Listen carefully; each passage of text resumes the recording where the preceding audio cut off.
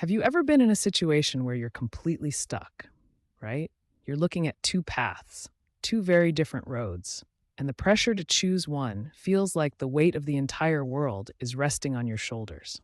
That feeling, that paralyzing uncertainty about where to point your energy, what to believe, or how to move forward, it's universal.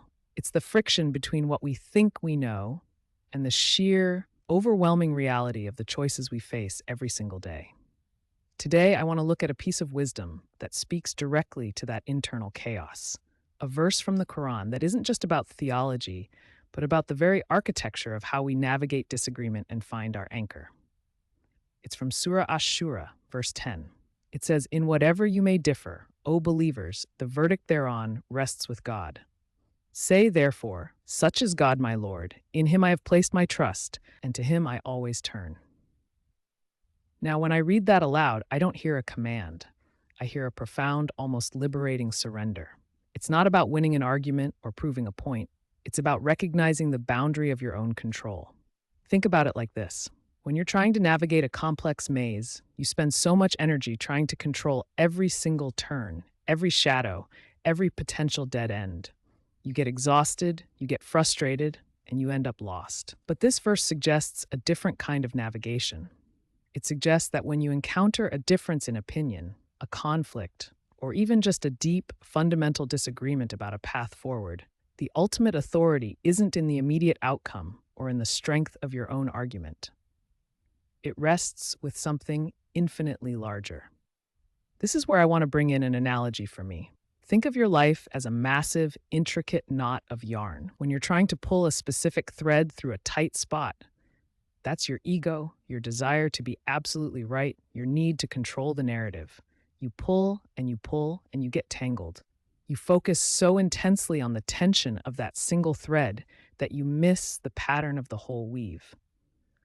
But this verse is like realizing you don't have to be the weaver. You just have to acknowledge that the entire tapestry, the whole structure of the knot, is held together by a fundamental, unseen tension, a divine pattern.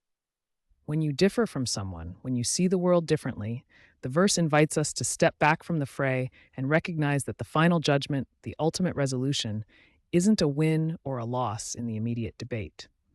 It's a matter of where you place your trust. And that leads us to the core insight. This isn't passive resignation. It's the ultimate act of intellectual maturity. It's the moment you stop trying to force the universe to conform to your immediate, narrow viewpoint, and instead, you recognize a deeper, overarching system. It teaches us that clarity isn't found in absolute certainty. It's found in the clarity of your surrender to a higher principle. It shifts the focus from what is my right answer to where is the ultimate source of truth and how do I align my actions with that source. I know what the immediate objection might be. I get it. People often hear let God decide and they immediately think that's giving up or that's intellectual laziness. They see it as an abdication of responsibility.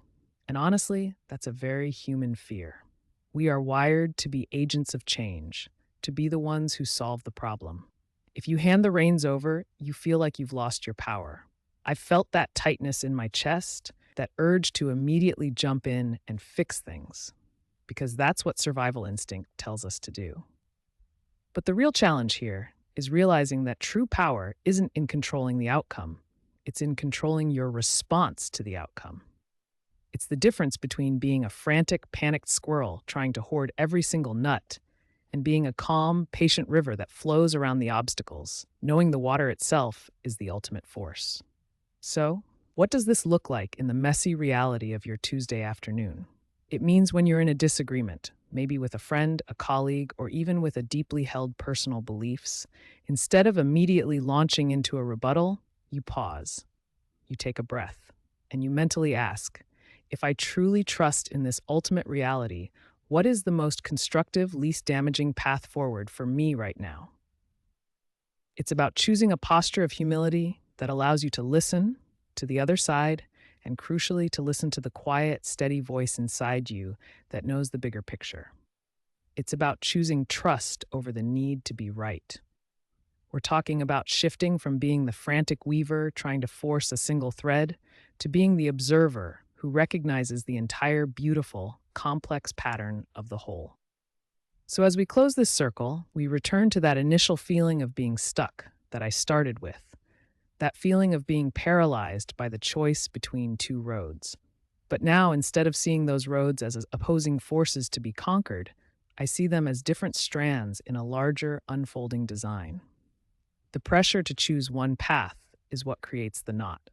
The freedom isn't in choosing the path, it's in recognizing that the path itself is secondary to the trust that holds the whole design together.